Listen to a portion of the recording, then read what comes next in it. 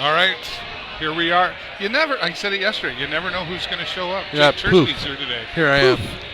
A different J. You're a Jake, not a J. Yeah, I'm a KE. There you go. Yeah. Welcome back to the Progressive Auto Sales Arena, everybody. And boy, there is certainly lots to talk about the Sarnia Sting right now. After yesterday's loss, the final score, they seem to like this 4-3 thing. Yeah, it's a good number for them. After a loss to Erie, a hard loss, because they really came back well in the second period yesterday when they were behind 3-1, and of course. I think it was kind of surprising for a lot of people because, of course, what happened with Jamison Reese yesterday and the head check or the game misconduct, I should say. And, of course, the chatter now is, what is the fate of Jamison Reese after being back for 11 minutes and 51 seconds and then said goodbye? Yeah, I know. That's so hard. When we were just talking to one of the Sting fans. Okay, Jay Peckham. He was here. When we were talking to him, he said the grumblings were like 8 to 15 games. Well, it's disheartening just the same. Sure. You don't want to take the grit out of anybody's game, but it's kind of the new era of the game, and it's unfortunate, but it doesn't help out our team. Yeah, it was a messy hit. Well, to have Jamison back after being off for so long, I think, we talked about this team being injured for a little while. We saw Kelton Hatzer off for several weeks as well and some others. So, when he was back out there, it was very obvious for the first 10 minutes of that period he was ready to be back out on that ice, and he was hungry, and even got an assist on a goal before the fate occurred. But that after that game, I talked to some people behind the scenes, and I said, how does this process happen now? There's a process of this play being reviewed, and one of the parts of that review is looking at the history of the player. Mm-hmm. And this is not the first time this has happened to Jamison Reese. His short OHL career, I think he's maybe around 4, maybe 5. This is his 5th suspension. I don't know 100%, but I know it's been at least 3. And it's not somebody you want to miss because he's ranked coming into yesterday's game, he was ranked 2nd for points. And only playing, 25 games or something like that. Mm-hmm. He had 40-some points in there. So that's not a player you want to lose. No, not at all. And what does it do to the character in the dressing room? When he comes back, are the boys down on him? And, there's a whole lot of that. Hopefully they stick together as a team and just understand, that kid's going out there giving his all, and maybe I need to step up my game a bit, not to get a suspension, but maybe I need to bring my hockey level at a higher degree. Yeah. Obviously to pick up some of those minutes on the ice and the points that they're going to miss out on it. And this is a team right now with, being on another really long slump. This is a team that needs some points, and we got to stop letting goals in. Not that we're doing it on purpose, obviously, but we got to start defending a little better and then start producing a lot more. The clock is ticking to even get to the playoffs at this point for the Sarnia Sting. Yeah. So you're right. It's not a time to be losing any important of those points. So it was good to see, though, the second period when they come out again behind, even after that occurrence happened out on the ice. One of the things that Jay Peckham and I talked about was, and you sort of mentioned it there, is where's this mindset going to be? What are the emotions going to be like? Hakuna Matata, whatever, you got to leave it in the past, no worries, and come out. And they did. They showed that they were able to come out and beat Sudbury, but unfortunately, just at the end of it all, in the last few seconds, Erie Otters. I was going to correct you later. Erie Otters came out on top. So now today, Sudbury, that's what we're talking about. Sudbury Wolves, another team that first time the Sarnia Sting have faced this year. They're playing all the teams they need to play.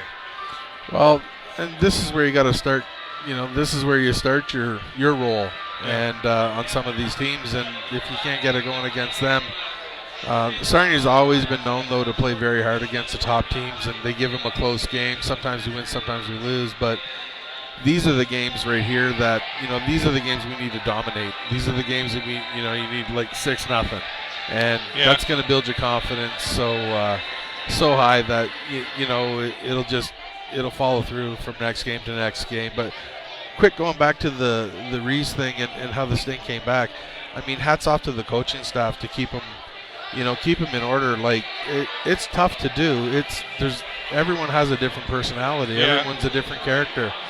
So when you have a 10-minute break, it's really tough to do to try to regain everybody's hope and ambition and compete level, and instead of just saying woe is me and we just going to tank and we'll play, we'll go through the motions. But hats off to the coaching staff to kind of reel them back in. Yeah, I agree. And actually, interesting you pointed that out. We talked a little bit about, or I had a conversation last night after the game with a fan, and I said, everybody always talks about the coaching staff and, they should do this and they should do. And I said the exact same thing. There's like 30 different personalities going on that bench, and young personalities that are still growing. And being shaped and formed into young men, and you, the coaches, have to deal with all those different personalities, and we have to know that, okay, well, this guy's a leadership skill, this guy's a bit of a hothead, we need to bring him, like all that stuff. And I'm glad you brought that up, because I think we're often hard on the coaching staff. Oh, absolutely. And I agree. I agree. Kudos to the coaching staff of any hockey team, quite honestly. And even the coaches themselves, they all have different coaching skills. And different personalities. So if you're that head coach, you're that number one guy. Yeah. Who do I lean on for help? Who do I just don't worry about and let them do their own thing? That guy has to go talk to these kids because he's going to be better with them. Like there's a lot to do in 10 minutes. There's a dynamic happening there for Absolutely. Sure. Well, and to your point, yesterday, after yesterday's game against the Erie Otters, we spoke with Theo Hill, who had the tie goal for the Sarnia Sting, and sort of asked, is at this point of the game, pun intended, where players are starting to look a little closer to the stats and everything else, and he's like, I don't know. He says, I really don't. But he mentioned that after things happened in that first period, that Darian Hatcher came back in the locker room and did have a conversation with the kids, the boys, and I hate to call them kids, young men, and he basically said, he just told us what we need to do, and we pretty much knew what we need to do, and he just gave us a gentle reminder, and then we went out and did it. Mm-hmm. So I think if the Sarnia Sting can play that second, what is it about the second period of hockey for the Sarnia Sting? If they can take that 10 minutes from yesterday's second period and spread it out over 50. That's a lot of icings. Right. Ice the puck, we'll be okay. Yeah, well, you know what I mean. They played to come absolutely. back with those 2 goals. We'll see what happens. Sudbury, well, again, the first time playing this team, too. It's going to be interesting to figure each other out. And obviously, coming down your 6-hour bus ride, you're in the middle of the weekend sort of thing. How did you sleep last night? Yeah. All those things. Sarnia's been home for a couple days here. So, hopefully we have our legs about us. Obviously, it's an early game, too, for us. I believe Sudbury played last night. I didn't check, to be honest. I believe they did. Okay, yeah. So everything's equal that way, which is nice to know. But it's just one of those things where, if we can jump on them fast and, maybe they're thinking, well, we got one more game tomorrow. Maybe we can, squeak out something out of the weekend and maybe they'll cash it in, or I don't know. I'm hoping. Not a lot of time for the Sting to rest after last night. By the time you get to bed and then you get up today and, it's 3 o'clock and it's 2 o'clock and you're here. And, let's talk about the starting lineup. Ryan Roth, Nolan Burke, and Sean Jostling will start things off today. Good lineup to see there. Mm-hmm. But on the defense side of things, Peter Stratus, who's our new defenseman, coming from the Sudbury Wolves. It's always interesting to see a player who just left that team. Sometimes it almost seems like they timed it that way. it seems that way, right? Like, I think it's usually, though, I think it's just the part of the season where you don't usually trade from within your division. Yeah. So you're always playing someone outside the division and stuff like that, or even the conference. And so chances are that's what happened. But I'm more excited to see if maybe he had someone he didn't like on the other team. And maybe we'll see a brouhaha. You're sort of reading my mind there. Just a good old scrap. Yeah, just a good, clean scrap. You know what? I want to see a fist fight. He never denies that he enjoys that part of the game. Justin Nole will be out there as well. And we had Ben Gaudreau yesterday, but Ethan Langevin will start between the pipes again tonight. Ethan Langman, let's talk about him. He's been doing a fantastic job for the Sarnia Sting.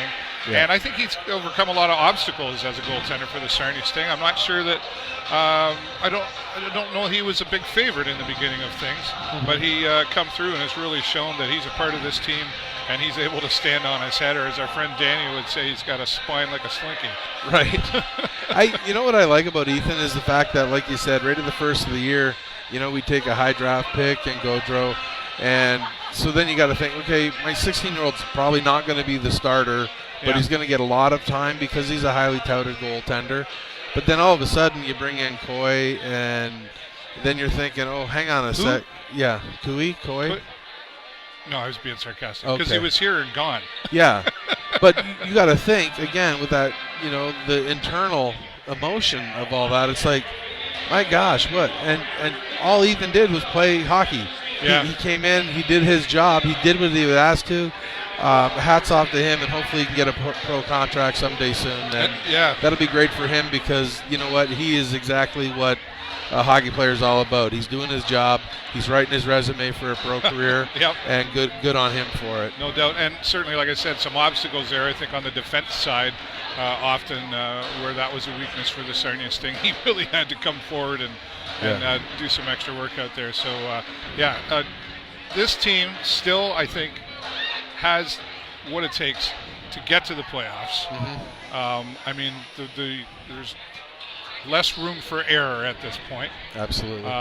But they're still hungry, and other than a couple of obvious instances out there yesterday, it was a good hockey game. I think if they just push that a little further through, we'll see hopefully a good outcome, because post-game interviews are tough after a loss. I bet they are. Very quiet. What do I ask? Yeah, that's right. Yeah. Well, they're coming out here. I think they've just been announced out to the ice, and of course we'll have some opening ceremonies coming your way in just a few moments, and then we'll be back after first period. I got a special guest who's going to join us. You'll be back first period, but Liam Henderson is here again tonight, so he's going to jump on for the first few minutes of the next part, and then Jake will be back here to join us as well. We're giving Jay Peckham the day off today to enjoy the hockey game and get his voice back from yesterday. Well deserved.